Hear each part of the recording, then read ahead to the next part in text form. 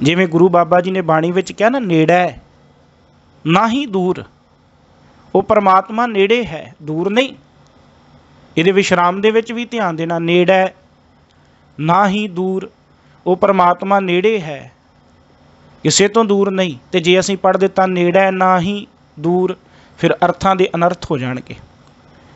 नेड़ै ना ही दूर, वो परमात्मा नेड़े है। गावै को वेखै हादरा हदूर।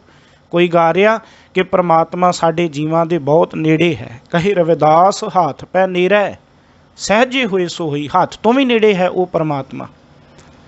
कोई ये सोच दे नाल परमात्मा नूं गाउण दा यतन कर रहा, कोई इस सोच दे नाल परमात्मा नूं चेते कर रहा कि वो बहुत नेड़े है, बहुत कोल है।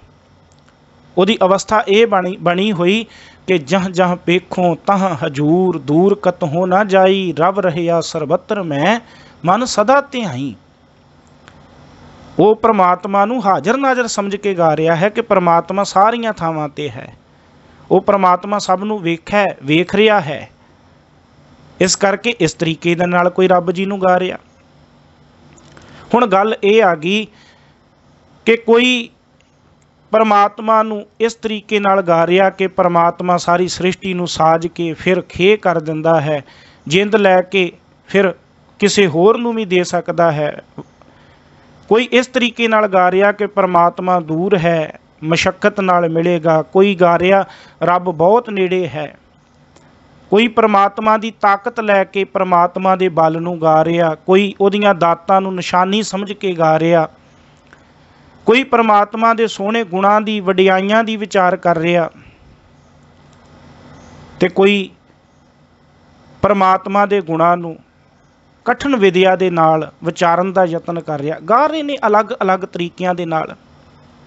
पर गुरु नानक साहब जी कहते कथना कथी न आवे टोट, कथना कथी ना आवे टोट।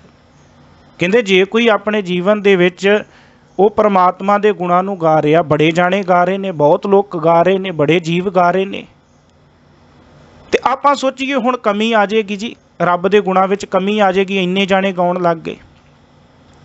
कई बार हुंदा ना समान कोई बहुते जाने वरतन लग जाण ते आपां कहने आ जी हुण इहदे विच बहुत कमी आ जाएगी, बहुते लोकां दी वरतों विच आ गया ये समान। आ तुसीं मोबाइल वरतदे हो, जिस एरिए दे विच बहुते मोबाइलों की वरतों हो जे उत्थे नैटवर्क की प्रॉब्लम आ जाती, कमी आ गई ना, क्योंकि वरतन वाले बहुते हो गए। हुण परमात्मा के गुणां नूं कोई गा रहा, एक नहीं गा रहा, बहुत गा रहे ने, बेअंती गा रहे ने। ते गुरु नानक साहब महाराज कहते ये नहीं हो सकता कि जे बहुते गा रहे ने ते उहदे गुणां दे विच कोई कमी आ जाएगी। कथना कथी ना आवे टोट।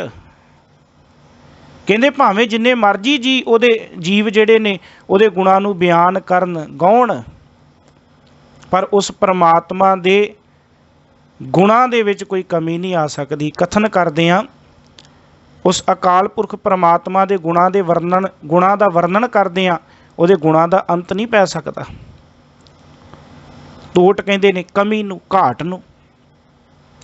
फिर सतगुरु कहते कथ कथ कथी कोटि कोट कोट, कथ कथ कथी कोटि कोट कोट। कथ कथ कथी आख आख के आखी है, कथन कर करके कई है, बेअंत वारी परमात्मा के गुणां दा वर्णन किया है। किन्हां ने कोटि, इत्थे बिंदी लग के उच्चारण होएगा कोटि, करोड़ां ने, किन्नी किन्नी वारी कोट कोट। हुण सारे गुरु ग्रंथ साहिब दे विच कोट शब्द जिहड़ा वो 3 रूपां विच आया। एक इत्थे स्वरूप है कक्के नूं घोड़ा ते टैंके नूं सिहारी, एक टैंका मुक्ता ते एक टैंके नूं औंकड़।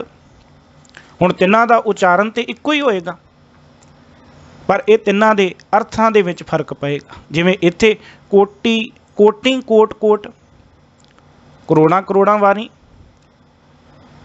हुण कोट दे टैंके नूं सिहारी आ जाए तो अर्थ ने करोड़ां गिणती दे विच। जिवें मैं पहलां 4 की गल की कि 4 दे रारे नूं सिहारी आ गई तो अर्थ गिणती दे विच आ गए 4। पर जदों कोट दे टैंके नूं औंकड़ आ जाए फिर उहदा अर्थ है 1 किला।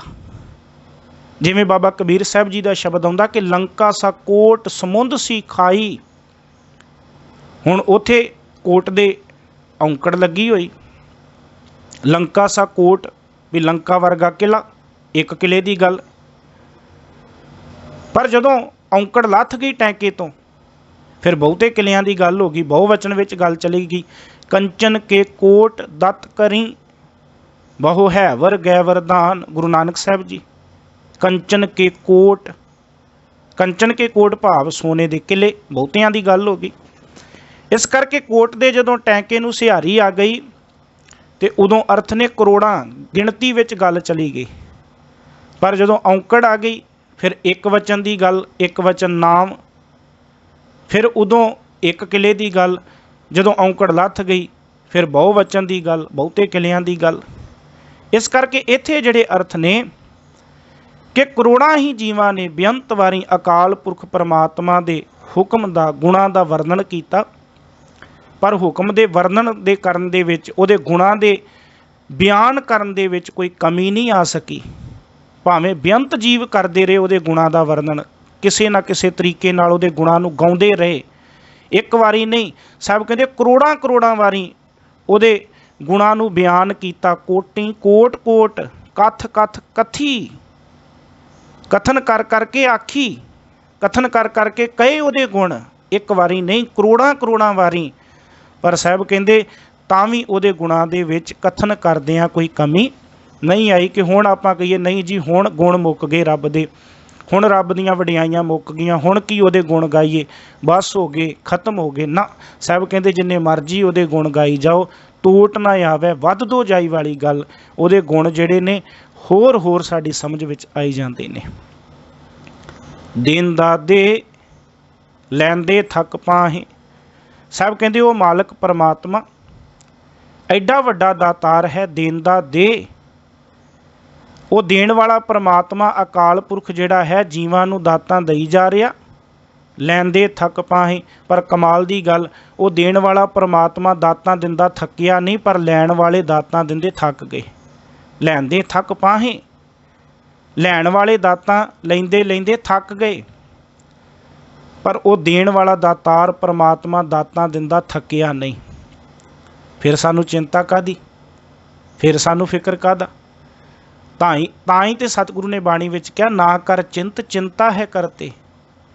ਤੂੰ ਚਿੰਤਾ ਨਾ ਕਰ, ਤੂੰ ਫਿਕਰ ਨਾ ਕਰ, ਕਿਉਂਕਿ ਤੇਰੀ ਚਿੰਤਾ ਅਕਾਲ ਪੁਰਖ ਪਰਮਾਤਮਾ ਨੂੰ ਹੈ।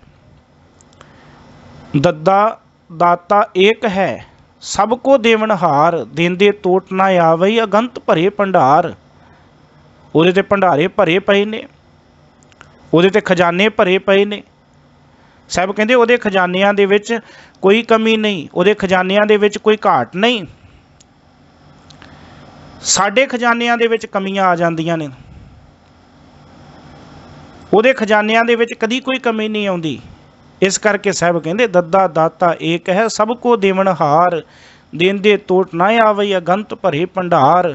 ਦੈਨਹਾਰ ਸਦ ਜੀਵਨ ਹਾਰਾ, ਮਨ ਮੂਰਖ ਕਿਉਂ ਤਾਹੇ ਬਿਸਾਰਾ। ਦੋਸ਼ ਨਹੀਂ ਕਾਹੂ ਕੋ ਮੀਤਾ। ਸਾਹਿਬ ਕਹਿੰਦੇ ਉਹ ਮਾਲਕ ਪਰਮਾਤਮਾ ਨੂੰ ਵਿਸਾਰ ਨਾ, ਭੁਲਾ ਨਾ, ਉਹਨੂੰ ਚੇਤੇ ਵਿੱਚ ਰੱਖ, ਕਿਉਂਕਿ ਉਹ ਮਾਲਕ ਪਰਮਾਤਮਾ ਦਾਤਾਂ ਦੇਣ ਵਾਲਾ ਹੈ। ਔਰ ਦਾਤਾਂ ਦਿੰਦਿਆਂ ਸਾਹਿਬ ਕਹਿੰਦੇ ਕਦੀ ਉਹ ਫਰਕ ਨਹੀਂ ਕਰਦਾ।